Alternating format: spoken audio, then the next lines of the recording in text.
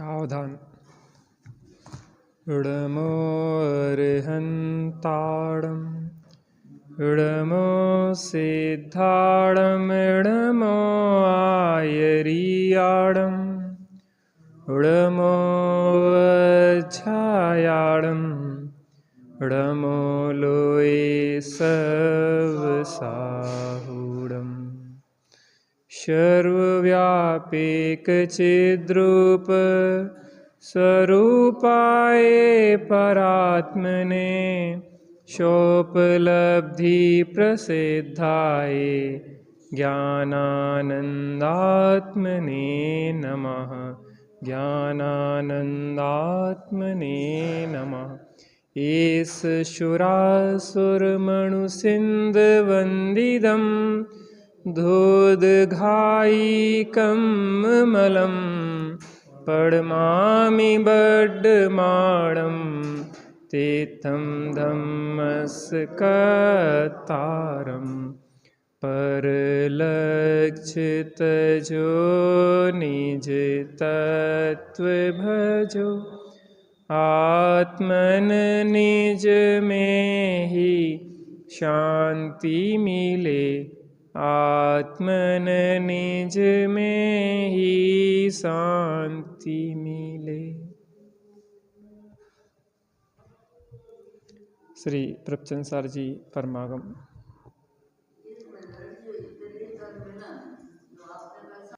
Shri प्रभुचंद sir जी ग्रंथ विराजमान है।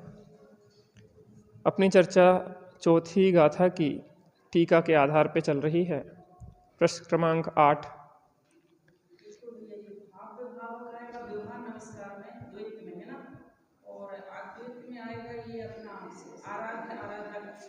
अभी इसको स्पष्ट करेंगे, एक बार फिर से स्पष्ट कर दे रहे।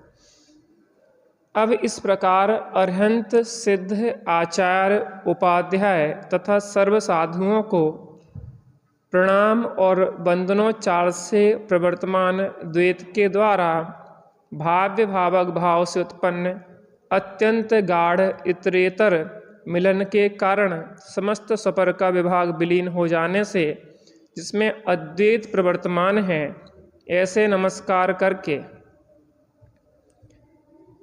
यहाँ पे क्या कर रहे हैं, कह रहे हैं कि पहले तो पंच परमेष्टियों को प्रणाम किया वंदन और उच्चारण के माध्यम से, काय से, हाँ काय से किया और शब्दों से किया, तो वो हो गया उपचार विनय से। यहाँ द्वैत प्रवर्त रहा है, दोपना है उनमें और अपने में, चूंकि अभी वचन और काय से हो रहा है, अभी भावों की बात नहीं आई है ना। अब क्या है, भाव्य भावक भाव से उत्पन्न अत्यंत गाढ़ इतरेतर मिलन के कारण समस्त स्वपर का विभाग विलीन हो जाने से अब भावों से हमने क्या किया कि जो हमारे भाने योग्य ध्येय हैं पंच परमेष्टि और जो भावक है ध्यान करने वाला मैं,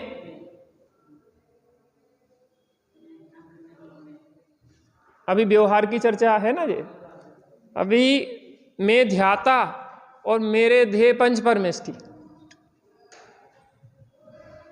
बात समझ में आ रही ना। मैं भक्त ध्याता और मेरे ध्येय कौन है, पंच परमेष्टि। हाँ, मैं कौन हूं, मैं कौन हूं, भावक, और पंच परमेष्टि क्या है, मेरे भाव्य। मैं भावक, भावना करने वाला, भक्ति करने वाला, और भाव्य किसकी भक्ति कर रहा हूं, उन पंच परमेष्टि की। भाव्य हुए पंच परमेष्टि और भावक हुआ मैं।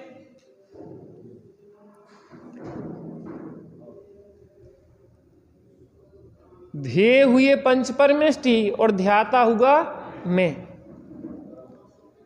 तो कैसी भक्ति कर रहे हैं आचार्य कुंद कुंद देव अमृतचंद स्वामी, इतरेतर मिलन, एक दूसरे में परस्पर मिल जाना, मिश्रित हो जाना, अनन्य भक्ति कर रहे, अभेद भक्ति कर रहे, तन्मय होके भक्ति कर रहे, तन्मय होके। मिल जाना माने ऐसा तो नहीं मिल जाता, लेकिन भक्ति भाव से उन्मय हो जाना, इतने लीन हो गए, बस द्वैत मिट गया। जो मैं हूं वह है भगवान, जो वह है मैं हूं भगवान। एक अद्वैतपना उस भक्ति में भी आ गया, एकदम तल्लीन हो गए। माने हमें भक्ति करना भी सीखना चाहिए। आचार्य जैसी कह रहे हैं वैसी भक्ति करो। व्यवहार भक्ति भी कैसी होना चाहिए, जो विचारणीय है। एकदम मिल जाएं, एक में खो जाएं उनके गुणों में, उनके गुणों में ऐसे अनुराग हो जाए कि उनके गुणमय हो जाए, हम बिल्कुल भूल जाएं हम सब कुछ, धनंजय कवि की तरह ऐसे भूल जाएं कि कुछ दिखे ही नहीं। भक्त और भगवान, और भक्त भगवान भी द्वैत नहीं अद्वैत, भगवान के गुणों में ऐसे लीन हो जाएं कि बस एक में हो गए, इतरेतर मिलन हो गया, स्वपर का विभाग विलीन हो गया, द्वैत नहीं रहा भक्त और भगवान का। भक्त और भगवान तन्मय हो गए, एक में हो गए, उनकी भक्ति में हम निमग्न हो गए। हाँ, जो कहते हैं ना प्रेमी प्रेमिका, पति पत्नी कहते हैं कि दो शरीर और एक आत्मा है, लेकिन तुम कितने ही उन्हें एक करने का प्रयास करो, उनमें अनंत दूरी बनी रहती। आप इन दो हथेलियों को बिल्कुल पास में बिल्कुल चिपका दो, हम बहुत चिपका दें, पूरी तरीके से फेविक्विक से जोड़ दें, तो ये दो हथेलियां के बीच में अनंत दूरी बनी रहेगी। दो हथेलियों के बीच में अनंत दूरी नहीं, इस पूरे एक हाथ में जो एक एक परमाणु है, उस एक परमाणु का दूसरे परमाणु में अत्यंता भाव बना रहेगा। अत्यंता भाव, क्योंकि दो द्रव्य हैं, एक पुद्गल परमाणु भी एक द्रव्य है, दूसरा पुद्गल परमाणु भी एक द्रव्य है, और दो द्रव्यों में अत्यंता भाव की वज्र की रेखा खिंची है। इसमें भी अनंत जो पुद्गल परमाणु हैं, इसमें भी अनंत दूरी है एक दूसरे के प्रति। दोनों का चतुष्टय अलग अलग है, एक परमाणु का चतुष्टय दूसरे परमाणु में नहीं मिल सकता। आत्मा का चतुष्टय तो पुद्गल में मिल ही नहीं सकता, पुद्गल का चतुष्टय तो आत्मा में मिल ही नहीं सकता, लेकिन एक परमाणु का चतुष्टय भी दूसरे में नहीं मिल सकता। अत्यंता भाव है।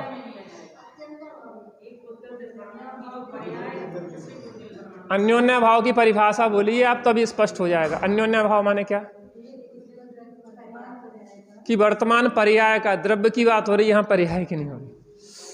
एक पुद्गल द्रव्य की वर्तमान पर्याय का दूसरे पुद्गल द्रव्य की वर्तमान पर्याय में अन्योन्य भाव है। पर्याय में, वो भी वर्तमान पर्याय में, भूत भावी पर्याय की बात नहीं है, ओनली वर्तमान पर्याय में। लेकिन यहां जब पुद्गल परमाणु द्रव्य की बात करते हैं, तो एक पुद्गल परमाणु में दूसरे पुद्गल परमाणु, एक पुद्गल परमाणु का दूसरे पुद्गल परमाणु में अत्यंता भाव है। अरे जब पुद्गल परमाणुओं में एक दूसरे में अत्यंता भाव की वज्र की दीवारें अनंत दूरी खड़ी हुई है, तो हम दो मिलके एक कैसे हो सकते हैं? हम दूसरे में तन्मय कैसे हो सकते हैं? लेकिन यहां व्यवहार भक्ति में कह रहे हैं कि इतरेतर मिलन हो जाए, हम भगवान में ऐसे लीन हो जाएं कि भक्त और भगवान का भेद ही खत्म हो जाए। अभी आगे थर्ड स्टेप पे बढ़ेंगे, 2 स्टेप की ही चर्चा हुई। आपकी चेहरे की रेखाएं बता रही हैं कि उस तीसरे की चर्चा क्यों नहीं कर रहा है। अभी 2 पे तो जम जाए हम, तीसरे की चर्चा बड़ी मजेदार है, इसलिए इसको रोक के रखा है अभी हमने। आज के लिए है वो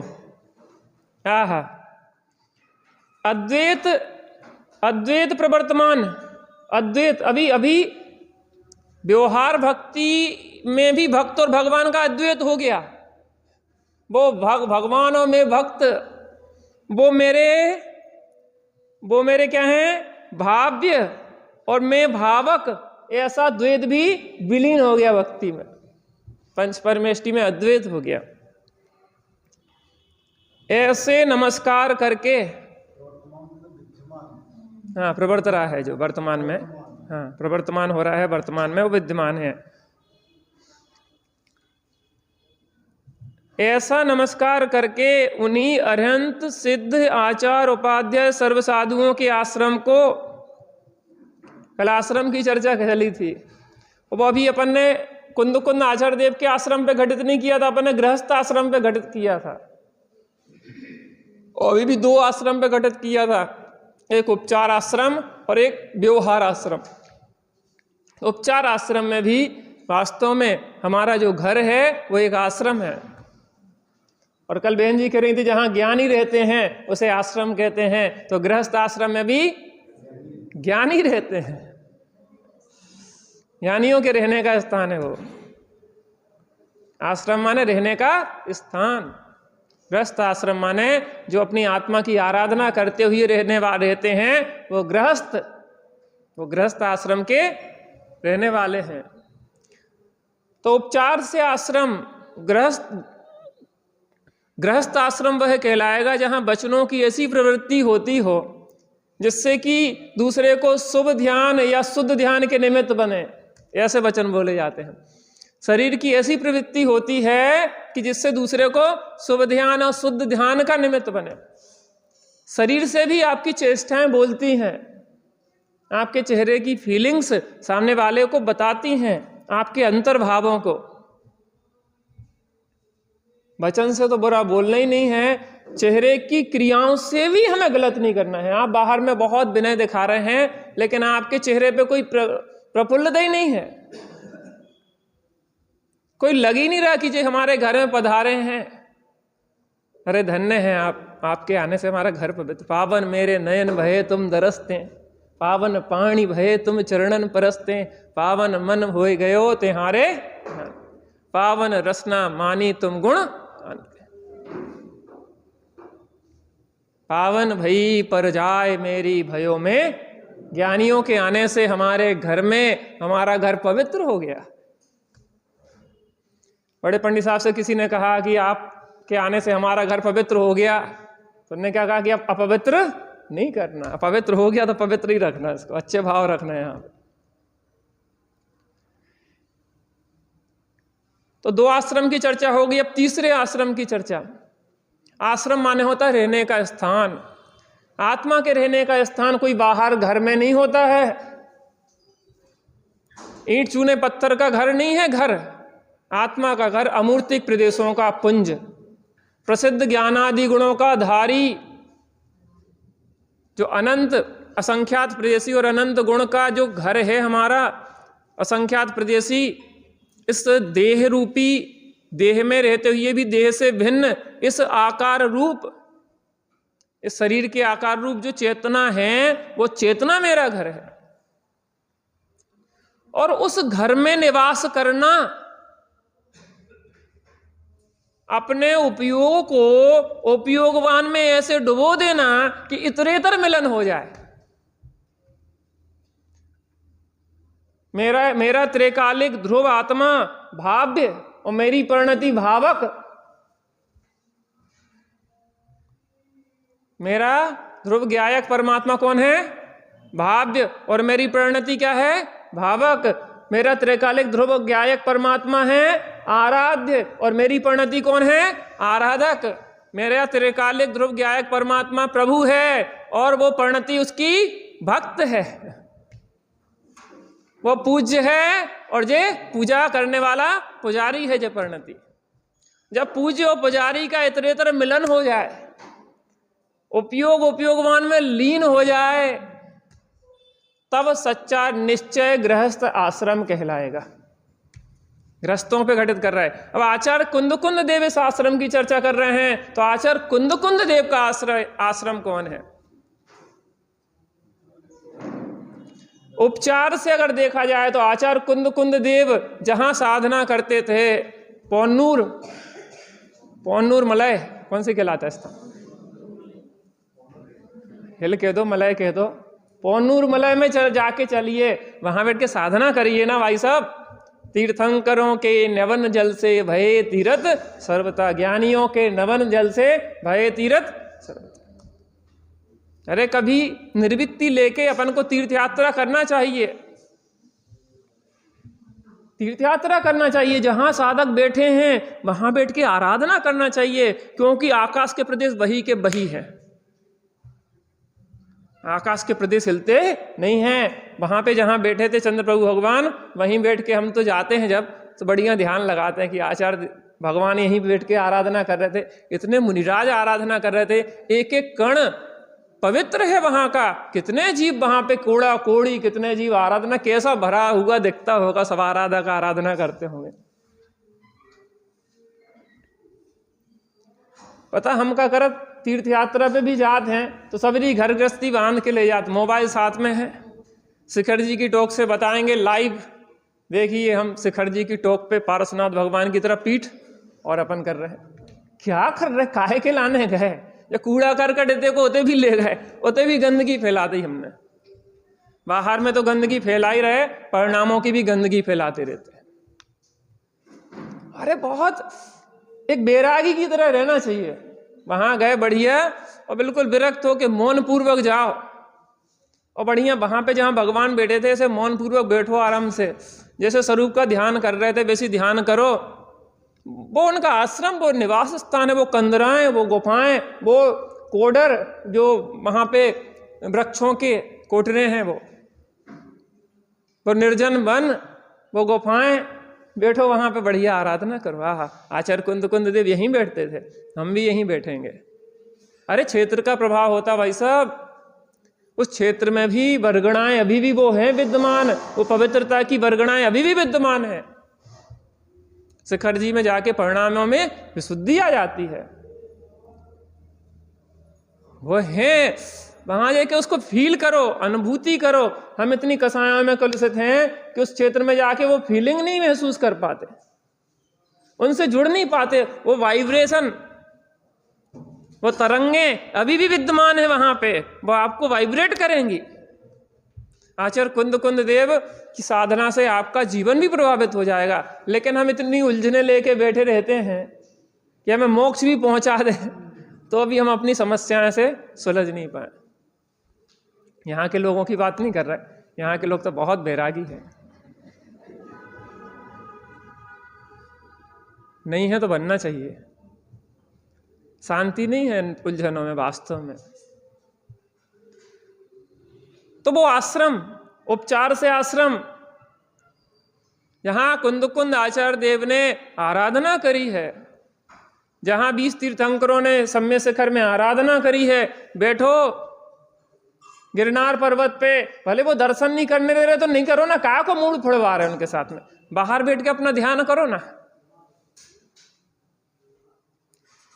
वो वर्गणाएं वहां एक एक कण पवित्र है। क्यों जबरदस्ती अपन, कोई कब्जा नहीं कर सकता किसी तीर्थ पे।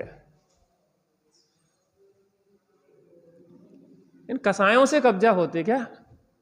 अरे हम उनसे तब जुड़ते हैं जब भाव विशुद्धि अपनी बढ़ा लेते हैं। उन जैसी भाव विशुद्धि हो जाए तब उनके जीवन पे, हमारे जीवन पे एक में हो जाते, तब कब्जा हो गया। क्या कसायों में रखा क्या है? सदा सुखदास जी ने कहा कि वे मंदिर मिटाने वाले जो हैं द्वेषी जी, वो मिटाएंगे और भव्य जीव बनाएंगे। संसार में तो ये व्यवस्थाएं चलती रहती। वहां जाके बैठो और खूब आराधना करो। आश्रम, कौन सा आश्रम? कौन सा आश्रम? उपचार आश्रम, उस स्थान को। अब उसके बाद भावों से उनसे जुड़ो, उनके गुणों का विचार करो। वो कुंद देव कैसे थे, कैसी उनकी आराधना थी, कैसी उनकी विशुद्धि थी, कैसा उनने हमें जीवन जीने की कला सिखाई है, क्या देखें। शुरू में देखो, सबसे शुरू में एक पंक्ति लिखी आचार्य कुंद देव ने, यह स्वसंवेदन प्रत्यक्ष दर्शन ज्ञान सामान्य स्वरूप में, वो जो अपने को महसूस कर रहे थे, स्वसंवेदन प्रत्यक्ष दर्शन ज्ञान स्वभावमय में उस रूप अनुभव करना माने भावात्मक रूप से, विचारात्मक रूप से उन जैसा विचार करना। वो क्या हुआ? व्यवहार आश्रम।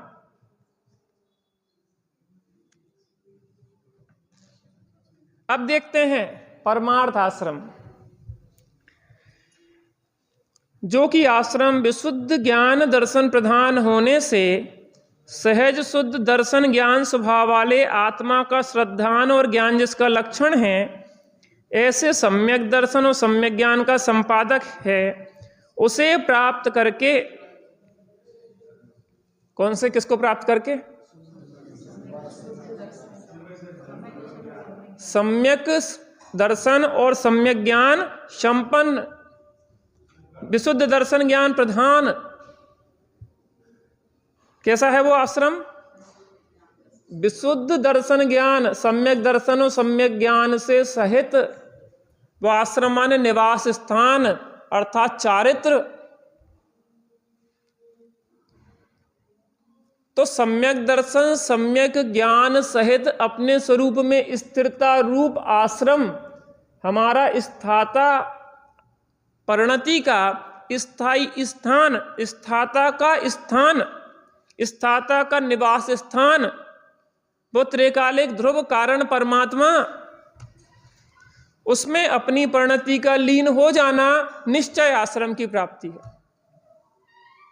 उपचार आश्रम में बैठ के व्यवहार आश्रम रूप भाव भक्ति करते हुए परमार्थ आश्रम को प्राप्त करना ही पंच परमेष्टि के आश्रम को प्राप्त करना है।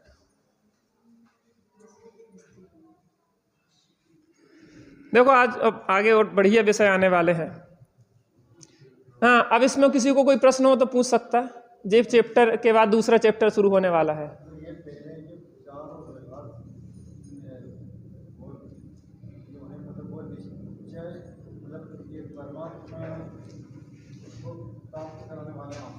हाँ देखो, मैं आज स्पष्ट कर दे रहा, एक उपचार आश्रम, एक व्यवहार आश्रम और एक निश्चय आश्रम कहें या परमार्थ आश्रम। देखो क्या होता है, मुमुक्षुओं में जो शैली है वो तो सीधे त्रैकालिक ध्रुव पे पहुंचा देते हैं। त्रैकालिक ध्रुव पे पहुंचे कैसे, इस विधि की थोड़ी सी गड़बड़ी हो जाती है। देखो आपको आत्मा को देखना है, तो आत्मा को देखने के लिए जहां बैठ के ज्ञानियों ने आत्मा को देखा है पहले वहां बैठो। जिन परिस्थितियों में आत्मा को देखा है वो परिस्थिति क्रिएट करो, एटमॉस्फियर बनाओ। बच्चे को स्कूल में भेजना है तो पहले स्कूल देखोगे कि नहीं देखोगे कि कहाँ पढ़ना है, बगल में शराब का ठेका होए तो आप स्कूल भेज देंगे उसमें। तो वो एटमॉस्फियर, वो वातावरण, बगल में पॉल्यूशन फैक्ट्रियां लगी हों, प्रदूषण से वो काली हो रही हों दीवारें, वहां की शोरगुल हो रहा हो, तो क्या ऐसे स्कूल में आप अपने बच्चे को भेज देंगे? तो पहले उस वातावरण को देखना होगा कि वहां के अनुकूल वातावरण। अपन ज्ञानोदय की पत्रिका में लिखवाते ना कि आपके बच्चों के लिए रहने के लिए एकदम पॉल्यूशन फ्री, स्वच्छ साफ वातावरण मिलेगा आपको रहने के लिए। तो पहले क्या बताया अपन ने, एटमॉस्फियर क्या है वहां का। तो हमें आत्मा की आराधना करना है तो हमें एक एटमॉस्फियर क्रिएट करना पड़ेगा, अपने घर का एक अच्छा वातावरण बनाना होगा।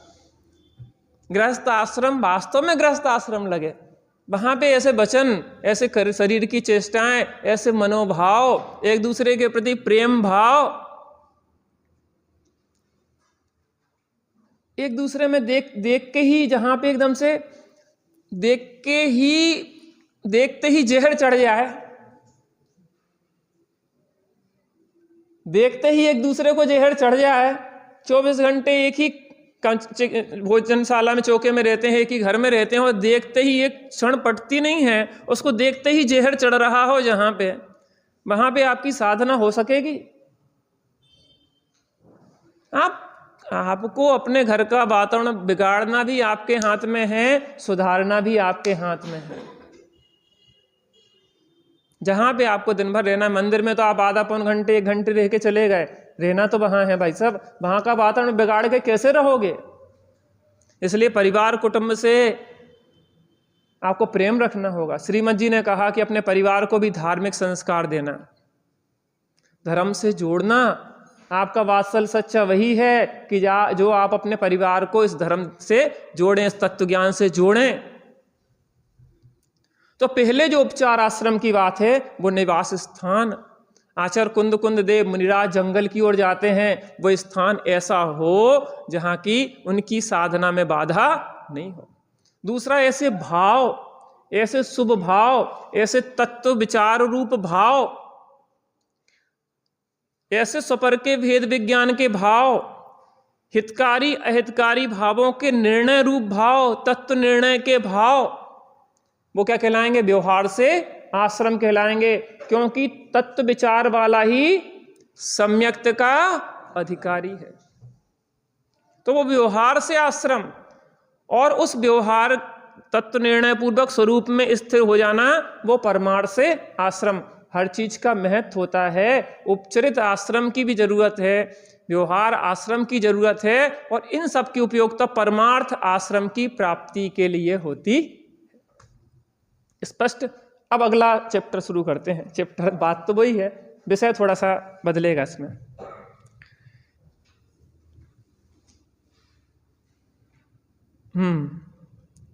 उसे प्राप्त करके सम्यक दर्शन ज्ञान संपन्न होकर, जिसमें कसाय कण विद्यमान होने से जीव को जो पुण्यबंध की प्राप्ति का कारण है, ऐसे सराग चारित्र को वह सराग चारित्र क्रम में आ पड़ने पर भी गुणस्थान आरोहण के क्रम में बलात् अर्थात चारित्र मोह के मंद उदय से आ पड़ने पर भी दूर उल्लंघन करके जो समस्त कसाय क्लेश रूपी कलंक से भिन्न होने से निर्वाण की प्राप्ति का कारण है, ऐसे वीतराग चारित्र नामक साम्य को प्राप्त करता हूं। अब ध्यान से समझना है इसको। आचार्य कुंद कुंद देव इस ग्रंथ को साम्य की प्राप्ति के लिए लिख रहे हैं। आचार्य अमृतचंद स्वामी इसकी टीका साम्य की प्राप्ति के लिए कर रहे हैं, और हम इस ग्रंथ को साम्य की प्राप्ति के लिए पढ़ रहे हैं।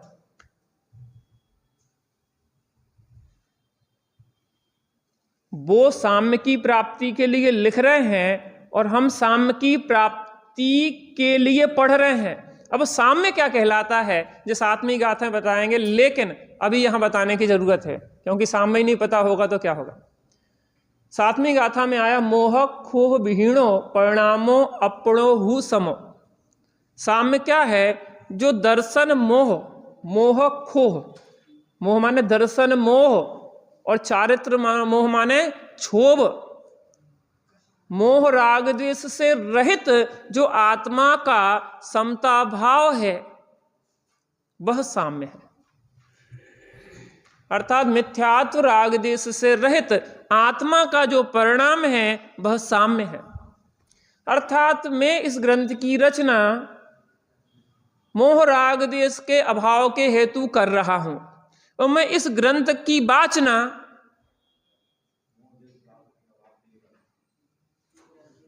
आचार्य कुंद कुंद देव कह रहे हैं कि मैं इस ग्रंथ की रचना मोह राग द्वेष के अभाव के लिए कर रहा हूं।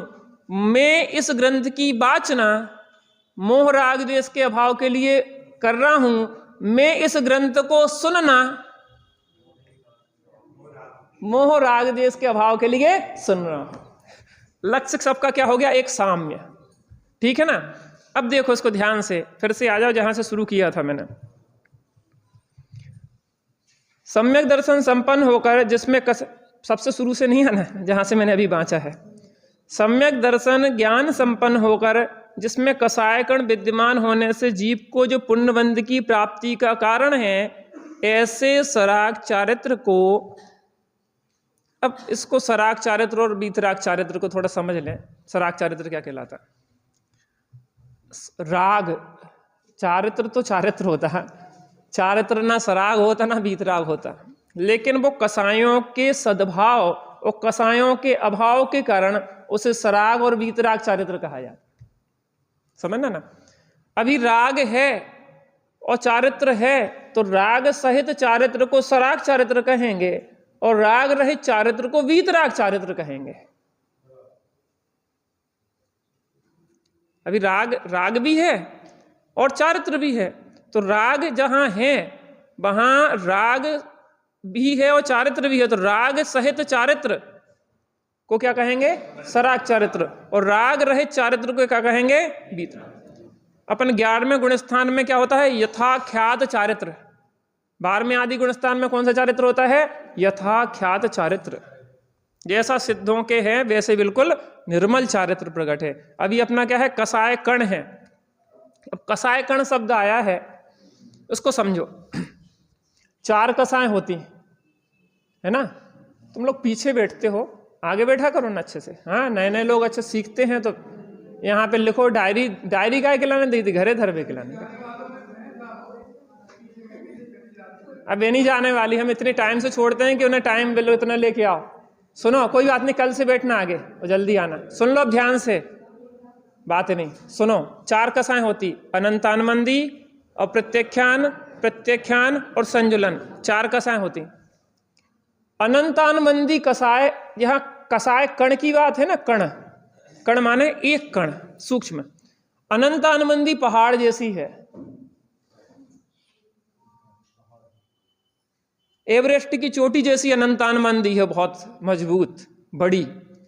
अप्रत्यख्याना वर्ण है चट्टान जैसी, एक बड़ी चट्टान जैसी। प्रत्यख्यान है एक बड़े पत्थर जैसी, और संजुलन है एक कण जैसी कसाय। 4 कसायों के रूप का एक सामान्य रूप से विचार कर रहे अपन। अनंतानुबंधी तो अनंत है विस्तार जिसका, अप्रत्यख्यान एक सीमित विस्तार, प्रत्यख्यान और सीमित, और संजुलन माने कसाय कण।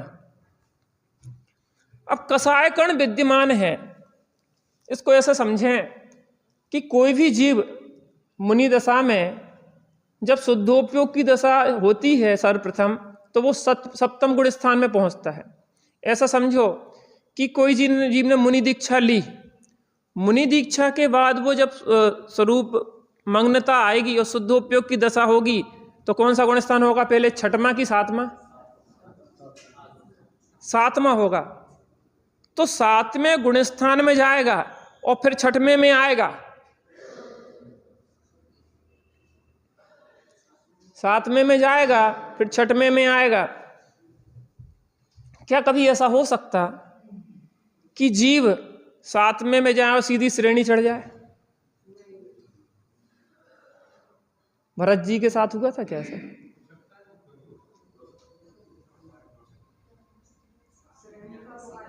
जैसे कोई जीव ने मुनि दीक्षा ली, 7वें गुण स्थान में गया और 7वें गुण स्थान से सीधी श्रेणी चढ़ गया।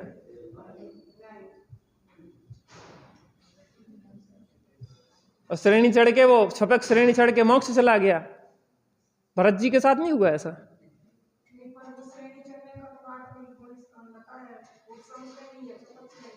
आठवीं की तो बात कर रहा मैं, 7वें के बाद 8वें गुण स्थान में पहुंच जाए सीधे। दीक्षा ली, 7वां गुण स्थान, 6वां आया ही नहीं, 7वें के बाद 8वां, ऐसा नहीं होता। ऐसा नहीं होता है, 6वें में आना ही होता है। और यहां तक मैंने पढ़ा या सुना है कि असंख्यात बार 6वें 7वें में ऊपर नीचे होते हैं, तब जाके श्रेणी चढ़ते हैं।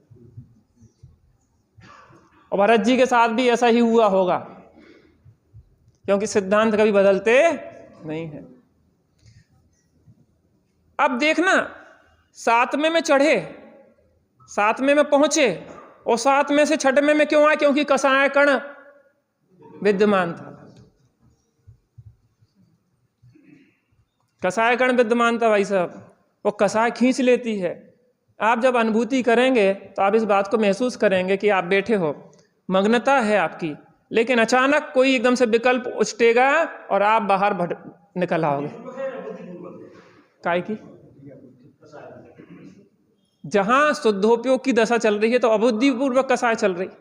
अबुद्धिपूर्वक, उपयोग तो एक समय में एक को लक्ष्य करेगा, तो स्वरूप में है ना स्थिर, तो अबुद्धिपूर्वक चल रही। लेकिन वो कसाय, अब देखना, शुद्धोपयोग की दशा जब बनती है तो वो जो भी कसाय आपकी है, अनंतानुबंधी तो चली गई, अप्रत्यख्यान है, तो अप्रत्यख्यान के अत्यंत मंद उदय में शुद्धोपयोग की दशा बनेगी। संजुलन का जब अत्यंत मंद उदय होगा तो शुद्धोपयोग की दशा होगी, और तीव्रता होगी संजुलन की, तो 28 मूल गुणों के पालन रूप शुभ भाव आएंगे। अब क्या हुआ कि वो कसाय कण, हर गुण स्थान की ऐसी दशा होती, वो कसाय ऊर्ध्व होती है, तीव्रता बनती है। अभी मंदता चल रही थी, अत्यंत मंदता, स्वरूप स्थिरता थी। अब वो कसाय हुई तीव्र, और तीव्र हुई तो उसने झटका दिया और अंदर से बाहर फेंक दिया। जैसे लहर होती ना, बाहर उछाल देती है, उपयोग को बाहर कर देती है। आचार्य कुंद कुंद देव को यह कसाय कण खटक रहा है। अस्थिर तजन्य प्रभो दोष भारी, खटकती है रागादि परिणति विकारी, विश्वास है शीघ्र ये भी मिटेगी, स्वभाव के सन्मुख कैसे। बड़े पंडित साहब की रचनाएं जो भी हैं सब पॉजिटिव सोच के साथ है, चिंता नहीं करो, स्वभाव के सन्मुख टिकने वाली नहीं। आहा, कसाय कण विद्यमान होने से जीव को जो पुण्य बंध की प्राप्ति का कारण है, ऐसे सराग चारित्र को वह सराग चारित्र क्रम में आ पढ़ने पर भी, मैं सहजानंद जी के प्रवचन पढ़ रहा था, प्रवचन सार जी के ऊपर, बहुत बढ़िया उनने उसमें स्पष्टीकरण किया कि आप जैसे उनने बम्बई का लिया, अपन शिखर जी का ले लो। आप शिखर जी जा रहे थे ट्रेन से जा रहे थे, तो क्या आप बीच के स्टेशन जो हैं, बीच के स्टेशन पे ट्रेन रुकती है? जैसे हम संपर्क क्रांति से जाते थे, मऊरानीपुर से संपर्क क्रांति थी, कौन थी मुझे याद नहीं, तो वो इलाहाबाद में लगभग 1 घंटे ट्रेन रुकती थी क्योंकि इंजन चेंज होता था। अब मैं ये पूछना चाह रहा हूँ कि वहाँ 1 घंटे ट्रेन रुकने पे मैं थोड़ा सा कमर सीधी करने के लिए प्लेटफॉर्म पे टहलता रहा, क्योंकि 1 घंटे रुक रही है, और अमरूद भी मिल रहे थे बढ़िया बढ़िया, इलाहाबाद के फेमस अमरूद है, तो वहाँ पे अमरूद भी खरीदने लगा, कुछ भी करने लगा, लेकिन मेरी दृष्टि काय पे होगी? अच्छा, मैं ये पूछ रहा हूँ कि एक ट्रेन ऐसी हो कि जो इलाहाबाद पे रुकती ही ना हो और सीधी शिखर जी पहुंचती हो, तो आप किस में बैठना पसंद करेंगे? अब समस्या ये है कि कोई ऐसी ट्रेन नहीं है कि जो रुके ना, तो मजबूरी में बैठना पड़ता है। लेकिन क्या उस स्टेशन में हम ऐसे अटक जाते हैं कि अपने लक्ष्य को भूल जाएं, कि अपनी ट्रेन को भूल जाएं, कि अपने ऐसे मग्न हो जाए, बार बार दृष्टि करते, देखो भैया, अरे वो पहली विसिल बज गई है, जल्दी फटाफट, वो खटक रही है। अब इसमें देखना, ऐसा सराग चारित्र को वह सराग चारित्र क्रम में आ पढ़ने पर भी गुणस्थान आरोहण के क्रम में बलात् अर्थात चारित्र मोह के मंद उदय में आ पढ़ने पर भी दूर उल्लंघन कर उस प्लेटफॉर्म पे हम अटकते नहीं हैं, उस स्टेशन पे हम अटकते नहीं हैं, उसको भी उल्लंघन कर, जो समस्त कसाय क्लेश रूपी कलंक से भिन्न होने से निर्वाण प्राप्ति का कारण है, ऐसे वीतराग चारित्र नामक साम्य को प्राप्त करता हूं। भावना तो ये है कि साराग चारित्र को उल्लंघन कर मैं किसको प्राप्त करता हूं? वीतराग चारित्र को प्राप्त करता हूं। सम्यक दर्शन, सम्यक ज्ञान और सम्यक चारित्र की एकता रूप स्वरूप एकाग्रता को मैं प्राप्त हुआ हूं, यह इस प्रतिज्ञा का अर्थ है। इस प्रकार तब इन्होंने श्रीमद् कुंद कुंद आचार्य देव ने साक्षात मोक्ष मार्ग को अंगीकार किया, अर्थात उस साम्य को प्राप्त किया, सम्यक दर्शन ज्ञान पूर्वक स्वरूप स्थिरता को प्राप्त किया। एक दृष्टांत के साथ अपनी बात पूरी करूंगा। वर्णी जी ने ही एक दृष्टांत दिया कि कोई व्यक्ति छत पे चढ़ता है। अब आप ध्यान देना, आज चढ़ोगे जब सीढ़ी तो ध्यान देना, जब सीढ़ी चढ़ते हैं तो हम मुख ऊपर की तरफ रखते हैं, ऐसे देखते हुए कि हमें ऊपर जाना है मंजिल की तरफ, तो वो कुछ मुख को ऊपर किए हुए सीढ़ी पे चढ़ता है, ऊपर छत पे जाने वाला। अब वो सीढ़ी पे चढ़ते हुए भी सीढ़ी पे अच्छी तरह पैर रखता भी है, लेकिन सीढ़ी पे पैर जमाए नहीं रखता, उसको उल्लंघन कर अगली सीढ़ी पे पैर रखता है, और अगली सीढ़ी पे भी पैर जमाए नहीं रखता, उसको भी उल्लंघन करके अगली सीढ़ी पे रखता है और जब तक छत पे ना पहुंच जाए तब तक कहीं भी संतुष्ट नहीं होता है। ऐसे ही बीच में कसाय कण आते हैं। शुभ भाव भूमि का योग सहज ही परिणति में आ जाता है। ये भी परिवार मोह का ही संतोष न इसमें आता है।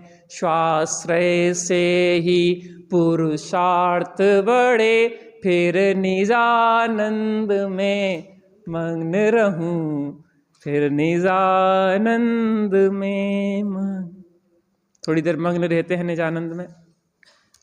जिस साम्य की प्राप्ति आचार्य कुंद कुंद देव ने की है, उस साम्य की प्राप्ति हेतु हम भी थोड़ा अभ्यास करते हैं।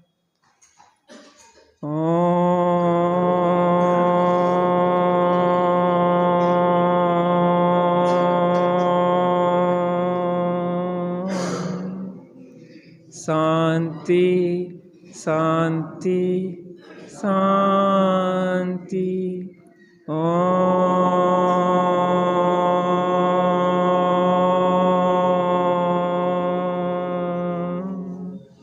शांति शांति शांति।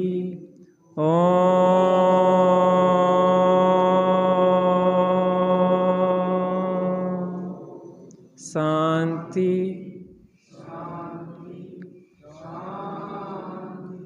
बिल्कुल शांत हो जाइए, बिल्कुल शांत हो जाइए।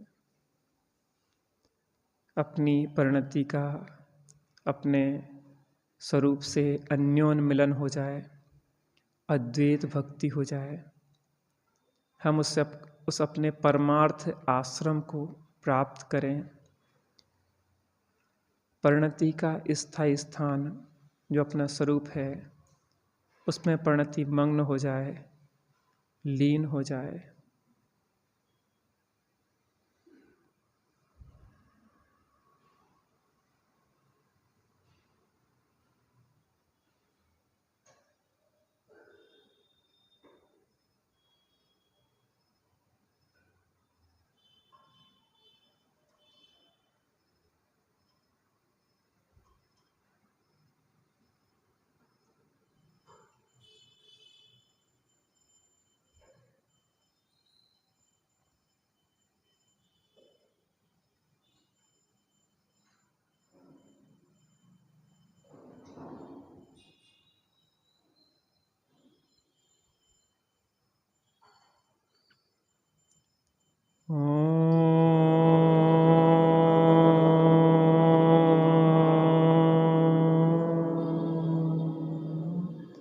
शांति शांति शांति।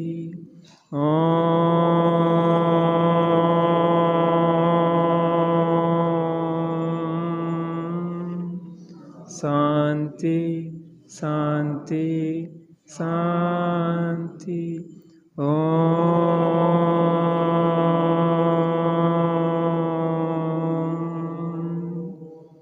शांति शांति शांति।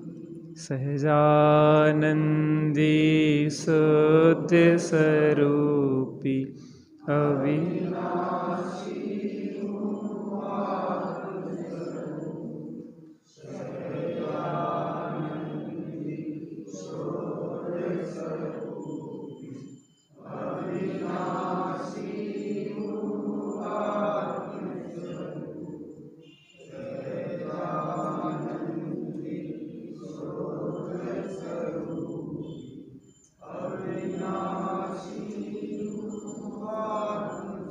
निज निधि निज में बताई, यह अनंत उपकार है उसके लिए जिन वाणी माँ को वंदना सतवार है। उसके लिए जिन वाणी माँ को वंदना सतवार